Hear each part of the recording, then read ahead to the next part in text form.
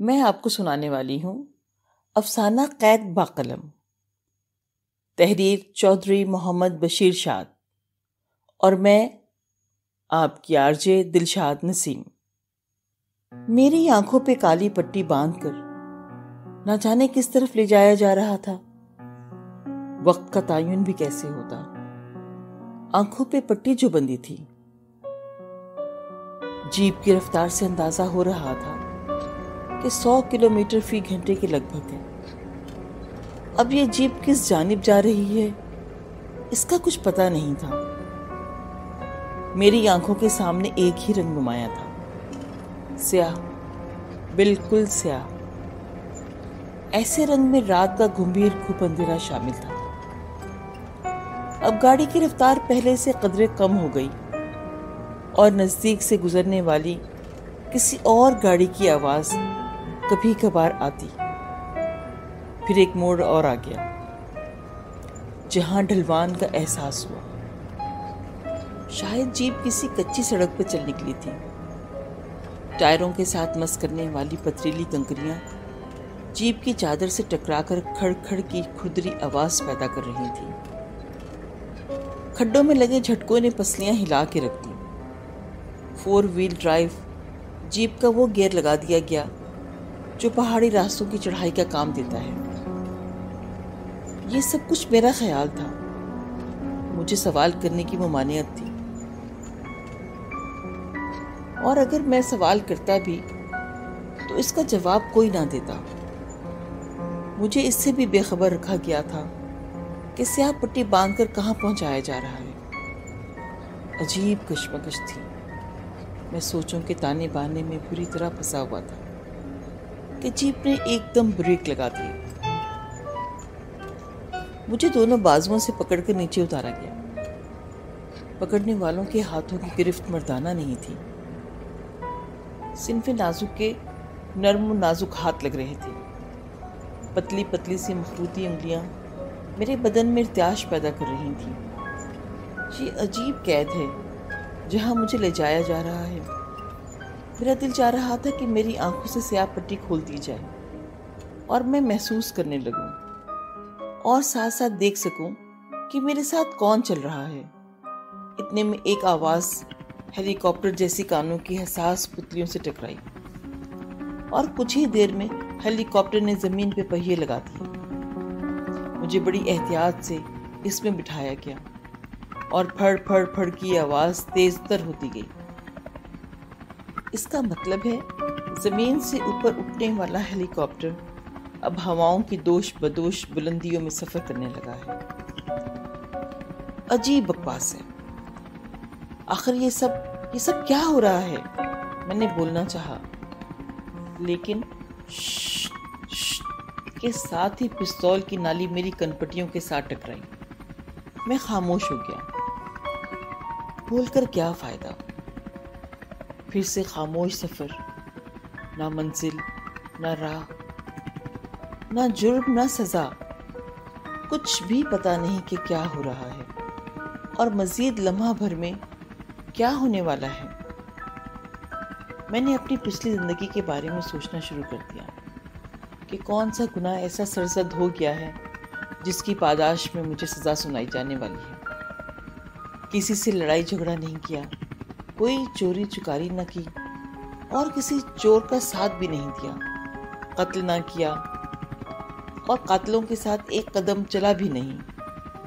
بدماشی مجھے نہیں آتی، گالی زبان پہ چڑھی نہیں، بڑوں کا ادب، چھوٹوں سے پیار کرتا ہوں۔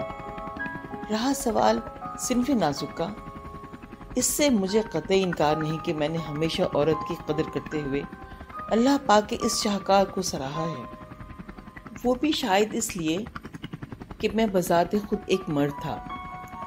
لیکن یہ کوئی غلطی تو نہ تھی، یہ حقیقت ہے، اور حقیقت کو جھٹلانا میرے بس کی بات نہ تھی۔ ہیلی کاپٹر کافی اونچائی پر بادلوں کے سنگ اٹھتا جا رہا تھا۔ میں نے کہا نا، یہ میرا خیال ہے، اور اگر یہ خیال درست ہے کہ بادلوں کے سنگ جا رہا ہوں تو مجھے سب سے بڑا افسوس بھی یہی ہے کہ میری دیرینہ خواہش تھی کہ بادلوں میں اڑ کر دیکھوں تو صحیح۔ ان کی رنگت کیسی ہے، ان کی اڑان میں کیسے دلکشی ہے، ان میں شامل نمی کی لذت کو محسوس کر سکوں، روئی کے گالوں میں اپنا وجود سمو کر نرمی اور ملائمت کا مزہ لوں۔ لیکن بدقسمتی سے میری آنکھوں پہ پڑی دبیز سیاہ پٹی کو کون ہٹائے؟ بڑے افسوس کی بات ہے، میری یہ خواہش بھی ادھوری ہی رہی۔ اتنی اونچائی پہ جا کے زمین اور زمین پر بسنے والی ہر ذی روح کیا حرکات و سکنات، کیا اشکال اختیار کرتی ہیں، یہ حسرت بھی پوری ہونے سے قاصر رہی۔ واہ ری قسمت، کن کے قبضے میں آ گیا ہوں۔ وہ لوگ جو میری حسرتوں کے ادوار سے مجھے گزار بھی رہے ہیں، لیکن آنکھوں کی روشنی چھین کر یہ مجھ سے کیا چاہتے ہیں؟ اگر میری خواہشات، میرے سپنے ادھورے رہ گئے ہیں تو ان کی مرضی بھی پائے تکمیل تک رسائی حاصل نہ کر سکے گی۔ ایسا لگ رہا ہے جیسے ہیلی کاپٹر پہ ہوا کا دباؤ کچھ زیادہ اثر انداز ہو رہا ہے اور اس کی اڑان اوپر کی بجائے نچلی سطحوں کی طرف راغب ہو چکی ہے۔ بہتر ہے اس کا ایندھن ہی ختم ہو جائے، تاکہ نہ رہے گا بانس، نہ بجے گی بانسری۔ آنکھوں کے نور کا احساس شدت اختیار کرتا جا رہا تھا۔ خدائے بزرگ و برتر کی اس نعمت سے بڑھ کے اور کیا نعمت ہوگی؟ اگر اغوا کنندگان میری آنکھیں کھول دیں اور آنکھوں کے بجائے میری ٹانگوں پہ بیڑیاں باندھ دیتے تو بہتر تھا۔ ارے یہ کیا ہو رہا ہے؟ ہیلی کاپٹر کہاں اتر آیا ہے؟ میری سماعت سے جو آوازیں ٹکرا رہی ہیں وہ سمندر کی آزاد موجودگی ہے۔ لہروں سے لہر ایک دوسرے میں مدغم ہو کر شور برپا کر رہی ہیں۔ کس بحر بے قرار میں لے آئے ہیں مجھے۔ اے کاش میری آنکھیں کھلی ہوتی تو بہتر تھا۔ پھر سے دو نرم و نازک ہاتھوں نے مجھے سہارا دیا اور چند قدم باہم چلے تو آگے سیڑھیوں کا احساس ہوا۔ میرے پاؤں لکڑی کی بنی سیڑھیوں پر قالین کے ساتھ مس ہوئے تو معلوم ہوا کہ نیچے کہیں اتارا جا رہا ہوں۔ جن ہاتھوں کی نازک گرفت میں نیچے اتر رہا تھا، ان کی سانسوں کا لمس میں اپنی گردن پر برابر محسوس کر رہا تھا۔ یہ کیا معمہ ہے؟ ایک جگہ مجھے لے جا کر بٹھا دیا گیا۔ نرم نرم گدے پر بیٹھتے ہی مجھے احساس ہوا کہ یہ ایک بڑی آرام دہ کرسی ہے۔ کرسی کا خیال آتے ہی پورے جسم میں خوف کی لہر کون گئی، کیونکہ کرسی پہ بیٹھ کر بڑے بڑے تباہ ہو جاتے ہیں۔ کرسی کی لذتوں سے ناآشنا لوگ زیادہ آرام و سکون کی بہتر زندگی گزار سکتے ہیں۔ وہی ہوا جس کا مجھے ڈر تھا۔ میری ٹانگوں اور بازوؤں کو کس کے کرسی کے ساتھ باندھ دیا گیا۔ شاید یہ لوگ اب میری آنکھوں پہ بندھی سیاہ پٹی کو کھول دیں، لیکن ایسا ہرگز نہ ہو۔ بابا گل ہونے کی آرزو پوری ہو گئی، لیکن اس کے عوض آنکھوں کی سیاہ پٹی نہ کھل سکی۔ آسمان سے گرا کھجور میں اٹکا کے مذاق میرے ساتھ ہو رہا تھا۔ پہلے پھر بھی ہاتھ پاؤں ہلا کر زندگی کی محرکات کا پتہ چل رہا تھا، اس نعمت سے بھی محروم ہو گیا۔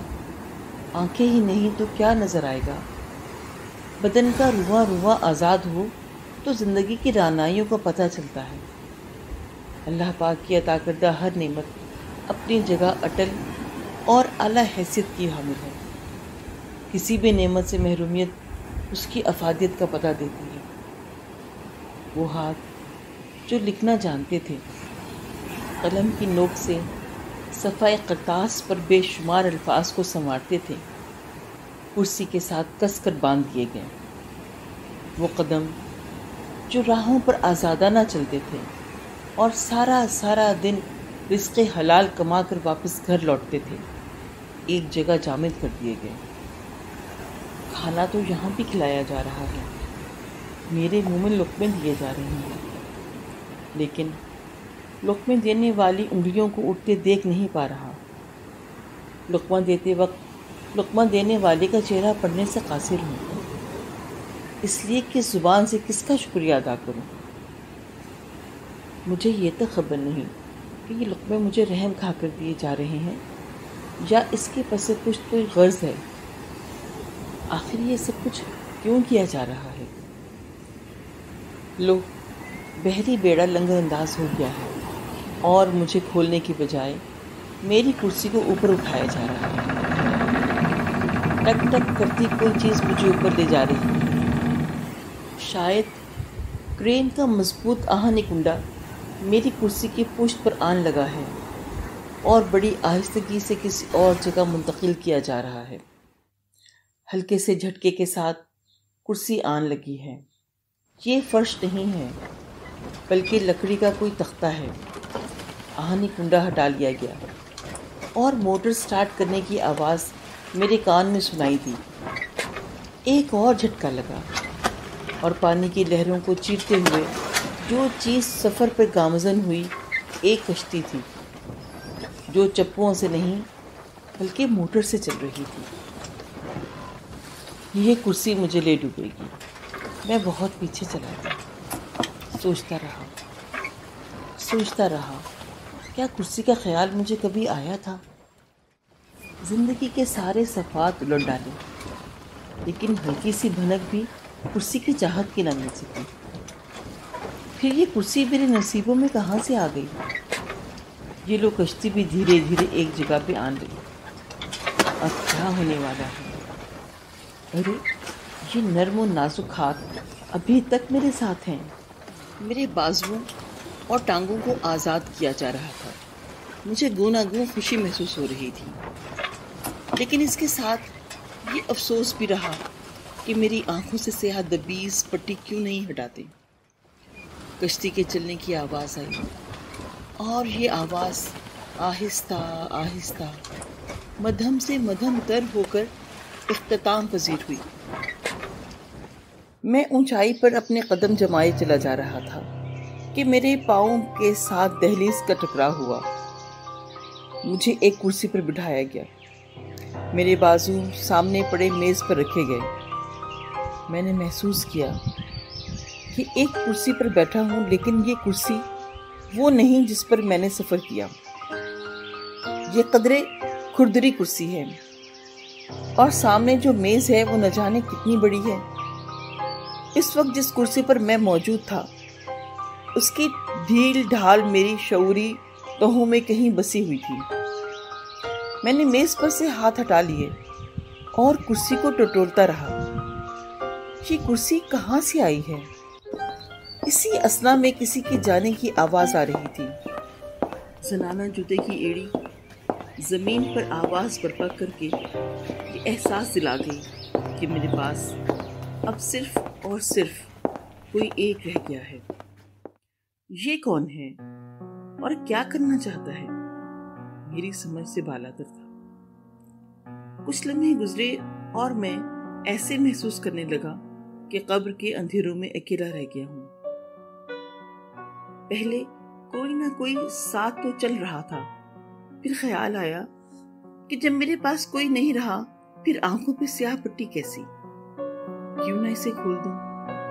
میں پٹی کی گرہ کھولتا گیا اور جو ہی پٹی کی سیاہی میری آنکھوں سے دور ہوئی تو میز پر پڑے کاغذ پر نظر جم گئی۔ گواہوں کی موجودگی میں تمہاری تحریر کی بدولت یہ بات ثابت ہو چکی ہے کہ تم ایک ادیب ہو اور قلم جیسا ہتھیار بھی تم سے برآمد ہو چکا ہے۔ لہٰذا قلمکار ہونے کا فرد جرم تم پہ صادر کرتے ہوئے عدالت عالیہ تمہیں 100 گھنٹے کی سزا دیتی ہے۔ اس دورانیے میں تمہیں ایک کمرے میں تمام سہولیات کے ساتھ مقید کیا جاتا ہے۔ تم جو کچھ لکھنا چاہو لکھ سکتے ہو۔ میں فوراً دروازے تک گیا، لیکن وہ بھی باہر سے بند کر دیا گیا تھا۔ ایک اور دروازے پر نظر پڑی۔ جو ہی اسے کھولا تو ڈبل بیڈ موجود تھا، سونے کے لیے انتہائی آرام دہ بیڈ۔ صاف ستھری چادریں، تکیے اور کمبل لحاف کے علاوہ کپڑوں کی الماری بھی موجود تھی۔ بیڈ روم میں ایک کھڑکی تھی جو اندر کی جانب کھلتی تھی۔ اسے کھولا تو باہر لوہے کی مضبوط سلاخیں لگی ہوئی تھی۔ مجبوراً ڈرائنگ روم میں آ گیا۔ اس کی کھڑکی کے پٹ بھی اندر کو کھلتے تھے اور باہر وہی لوہے کی سلاخیں میرا منہ چڑھا رہی تھیں۔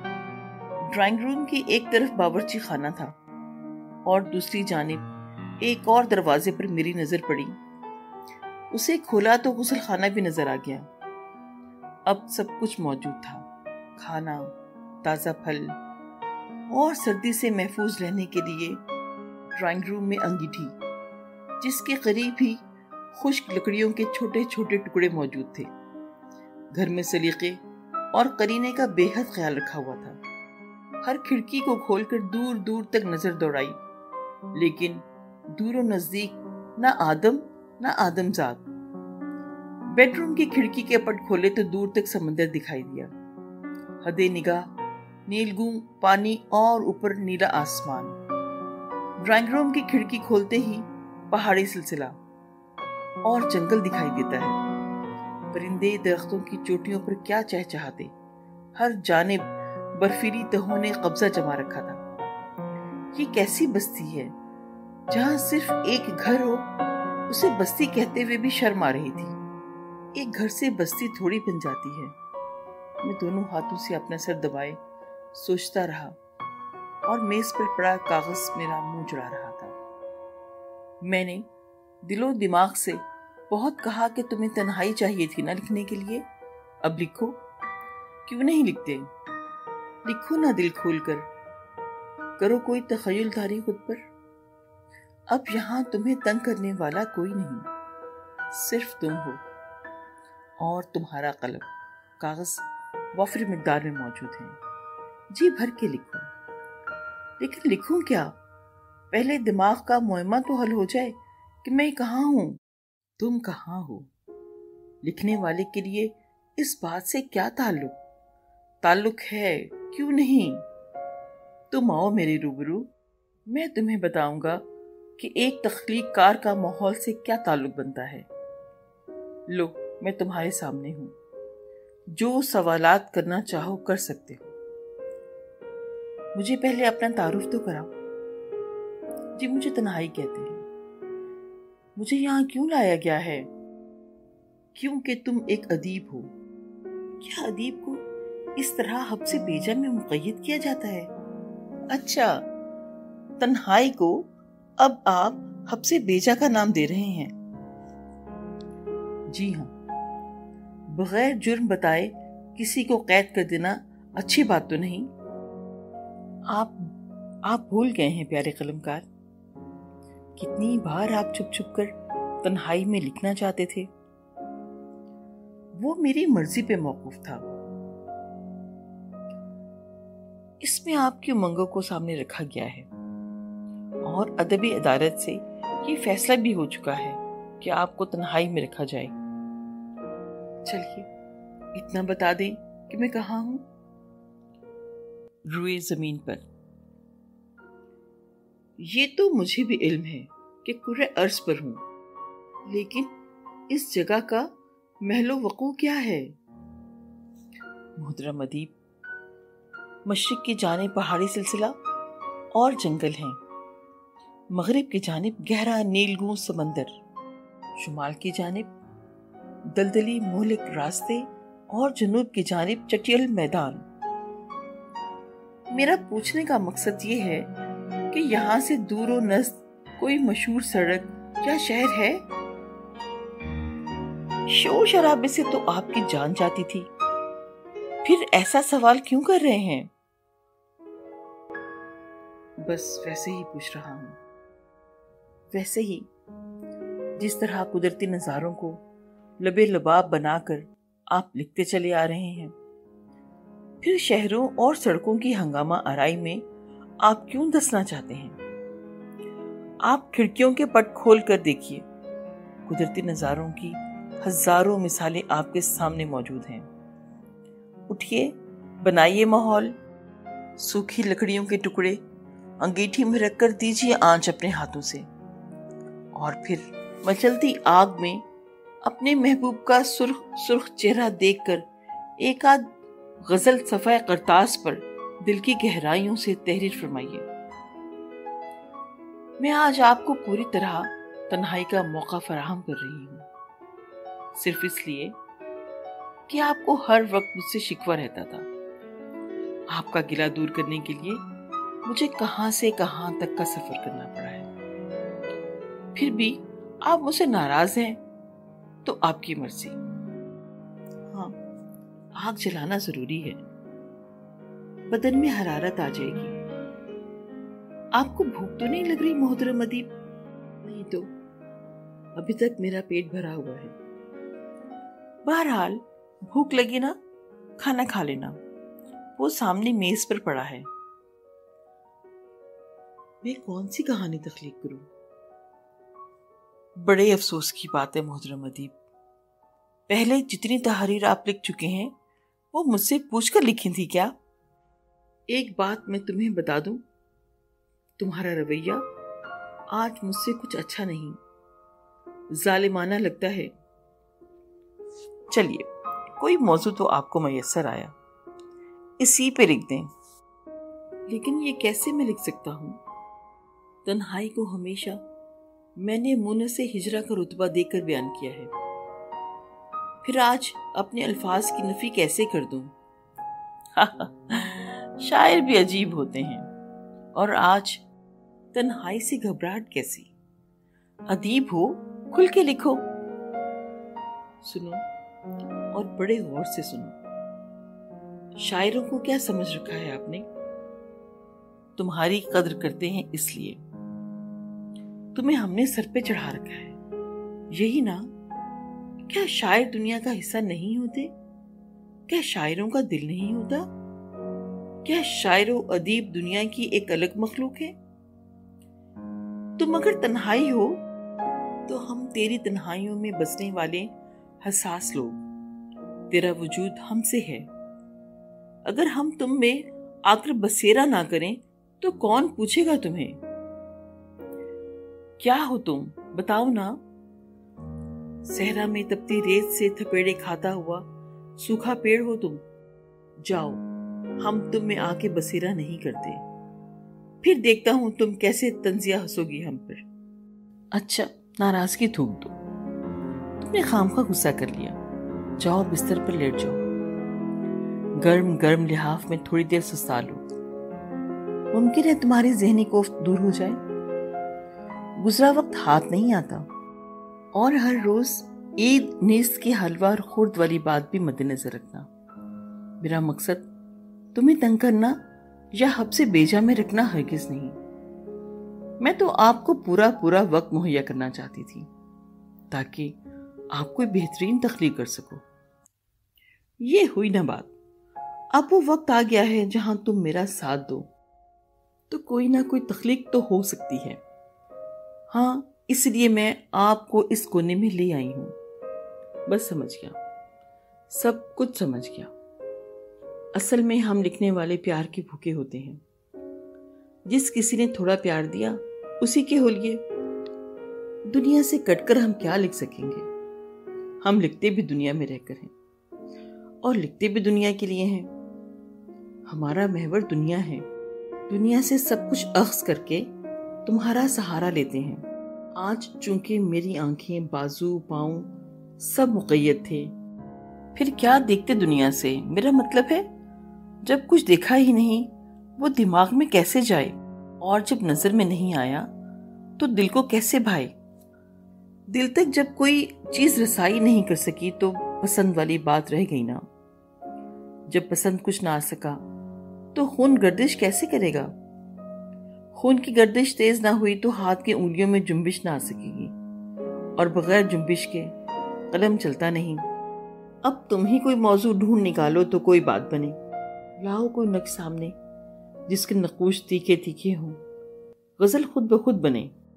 چشم آہو کی غزالی آنکھوں کی دلکش رنگت بناؤ نہ آگ کے دہکتے ہوئے شعلوں میں، پھر دیکھنا الفاظ کا تسلسل اور ان میں روانگی کی رنگت۔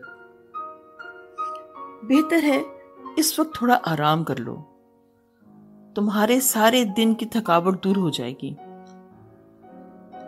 جہاں لکھنے کے لیے ماحول کی ضرورت ہوتی ہے وہاں ذہن کو تیار کرنے کے لیے آرام کی بھی اشد ضرورت ہوتی ہے۔ نرم و گداز صاف ستھرے بستر پر دراز ہوا ہی تھا کہ آنکھیں بند ہونے لگیں۔ کچھ ہی دیر میں نیند کی دیوی نے اپنی آغوش میں لے کر ایسی لوریاں سنائیں کہ رات 10 بجے کے قریب آنکھ کھلی۔ بستر کے قریب تپائی پر لائٹر موجود تھا۔ اس کی روشنی میں لالٹین تک جانا چاہتا تھا۔ دیوار کے ساتھ چلتے چلتے اچانک ہاتھ ایک بٹن پہ لگ گیا اور بجلی کا قمقمہ روشن ہو گیا۔ میری سانسیں اوپر کی اوپر اور نیچے کی نیچے رہ گئی۔ میرے بستر پر دراز ہوتے ہی بجلی کی رو کہاں سے آ گئی؟ حالانکہ دوپہر میں نے کئی بار بٹن اوپر نیچے دبا کر دیکھے تھے۔ یقیناً میں کسی جادوئی مقام پر پہنچ چکا ہوں۔ ڈرائنگ روم میں بٹن آن کیا، وہ بھی چل رہا تھا۔ غسل خانے میں بھی تجربہ کر کے دیکھ لیا، حتیٰ کہ گرم پانی کرنے والا گیزر تک سرخ نشان کی نشاندہی کر رہا تھا۔ یا الہی، یہ کیا ماجرا ہے؟ باورچی خانے میں فریج تک جھنگر جیسی آواز نکالے میرے خیالات کو مزید مشکوک بنا رہی تھی۔ میز پر نظر پڑی تو کھڑکی کے راستے چھلانگ لگانے کو دل چاہا۔ گرما گرم کھانے کی سوندھی سوندھی سی خوشبو نتنوں میں رچی بسی جا رہی تھی۔ دروازے کو بار بار چیک کیا، لیکن وہ برابر بند تھا۔ آخر یہاں کون آیا ہے؟ کب آیا اور کب گیا؟ کھانا ابھی تک گرم ہے۔ کہیں منو سلوا کا حکم پھر سے چالو تو نہیں ہو گیا؟ مجھے اس چار دیواری سے باہر نکلنا ہے۔ ہاں سنائیے ادی محترم، تھکاوٹ اتری یا نہیں؟ یہ سب کچھ کیا ہو رہا ہے؟ میں ایسے ماحول میں کیسے لکھ سکتا ہوں جو میرے لیے معمہ بنا ہوا ہو؟ تم ہی انصاف کرو، کوئی رہ سکتا ہے ایسی جگہ پر جو اس کے لیے سہانے روح بنی ہوئی ہو؟ میں باز آیا ایسی تنہائی سے جو میرے دماغ پر ہتھوڑے برسا کر میرے خیالات کو منتشر کرے۔ دیکھو، کھانا ٹھنڈا ہو رہا ہے، پہلے اپنی بھوک مٹاؤ۔ سچ بتاؤ، تمہارے پیٹ میں چوہے نہیں ناچ رہے؟ ہاں، یہ بات درست ہے، بھوک مجھے ضرور لگی ہوئی ہے، لیکن پھر کیا سوچ رہے ہو؟ ہاتھ منہ دھو کر ٹوٹ پڑو کھانے پر۔ تھوڑی بہت سوکھی لکڑیوں کے ٹکڑے اسی بجھتی راکھ پر اور جوڑ دو تاکہ سردی سے محفوظ رہو۔ یہ لو رکھ دیں لکڑیاں، دھو چکا ہاتھ منہ، اور تمہارے کہنے پر پیٹ کا دوزخ بھی میں نے اچھی طرح بھر دیا۔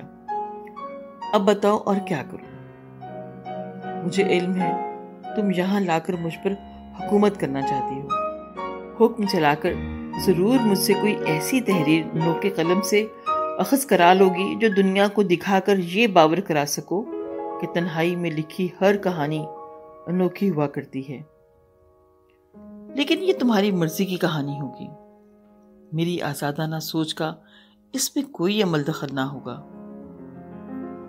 پہلے میں یہ سمجھنے سے قاصر تھا کہ میں کہاں ہوں، پھر برقی رو کہاں سے آ گئی، اب گرما گرم کھانا کس راستے یہاں تک پہنچا ہے۔